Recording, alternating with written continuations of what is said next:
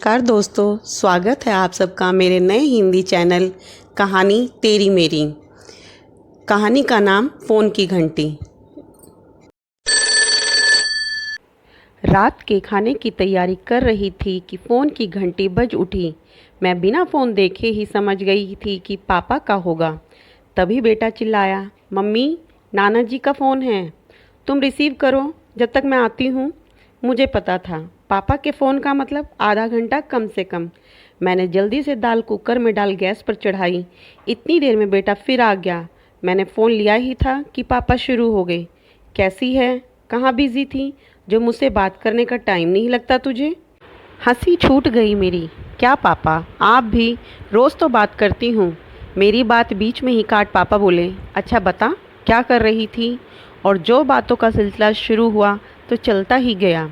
मेरी नज़र घड़ी पर पड़ी तो माथा ठनका।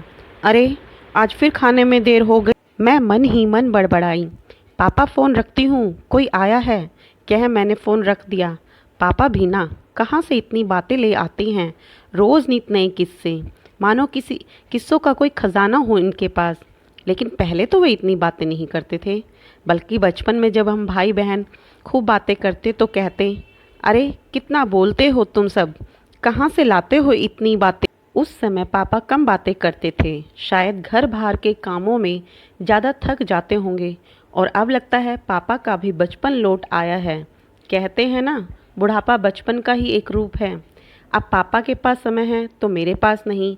घर परिवार नौकरी इन सब में दिन कैसे निकल जाता है पता ही नहीं चलता। लेकिन पापा को कैसे समझाऊं, उन्हें खुद भी तो समझना चाहिए। अगले दिन ऑफिस पहुंची ही थी कि भाई का फ़ोन आ गया। दीदी जल्दी घर आ जाओ, पापा की तबीयत अचानक ज़्यादा ख़राब हो गई है, कह उसने फ़ोन काट दिया। यह सुन मुझे विश्वास ही नहीं हुआ। कल शाम को तो मेरी पापा से बात हुई थी, फिर एकदम से क्या हो गया। मैं तुरंत ऑफिस से निकली। रास्ते में ही मैंने अपने पति को भी फ़ोन कर दिया।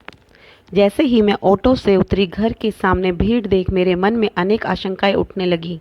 मैं भारी कदमों से किसी तरह अंदर पहुंची तो वहां का मंजर देख मैं चीख उठी। मेरे पापा का मृत शरीर धरती पर लेटा था। सहसा मुझे विश्वास ही ना हुआ। मैं उनकी देह से लिपट फूट फूट कर रोने लगी और कब बेहोश हो गई पता ही ना चला। जब होश आया तो पापा अंतिम यात्रा पर जा चुके थे। शाम को भैया ने बताया कि रात को दीदी से बात करने के बाद जो सोए तो सोते ही रह गए। सुबह जब मैं चाय देने गया तो पापा में कोई हलचल ना थी। मैं घबरा गया और तुरंत डॉक्टर को बुलाया। डॉक्टर ने बताया देर रात ही पापा की मौत हो चुकी थी।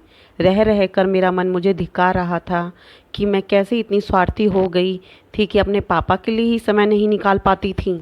कभी यह ना सोचा माँ के बाद पापा कितना अकेला महसूस करते होंगे और मैं अपने पूरे दिन का एक आध घंटा उन्हें ना दे सकी। अब भी रोज़ फ़ोन बजेगा लेकिन वो पापा का ना होगा और चाह कर भी मैं अब उनसे कभी बात ना कर पाऊँगी। यह सब सोच सोच कर मेरी आँखों से फिर आंसू बहने लगे। दोस्तों, मेरी कहानी का उद्देश्य केवल इतना है कि हमारे बुज़ुर्गों को उम्र के इस पड़ाव में हमारी सबसे ज़्यादा ज़रूरत है।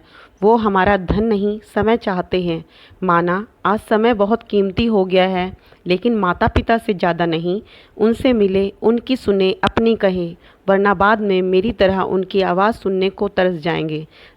दोस्तों, ये थी तेरी मेरी श्रृंखला की पहली कहानी। अगर आप सबको पसंद आई है तो लाइक व सब्सक्राइब करना ना भूलें। धन्यवाद।